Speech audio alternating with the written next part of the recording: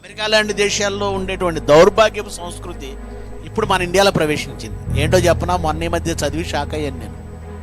22 ఏళ్ళు 23 ఏళ్ళ అమ్మాయి తండ్రి వయసున్న 60-70 ఏళ్ళు లేదా తాత వయసున్న 60-70 ఏళ్ళ వయసున్న వ్యక్తిని పెళ్లి చేసుకుంటుంది.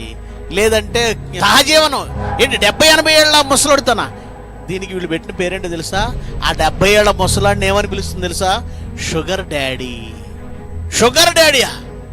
మామూలుగా కన్నవాడిని డాడీ అంటావు, ఇదిగో అక్రమ సంబంధం పెట్టుకున్నవాడిని డాడీ అంటూనే తప్పు చేస్తున్నావు. సిగ్గు, అదొక పరమ వికృతమైన సిగ్గుమాలిన చర్య అండి షుగర్ డాడీ అంట.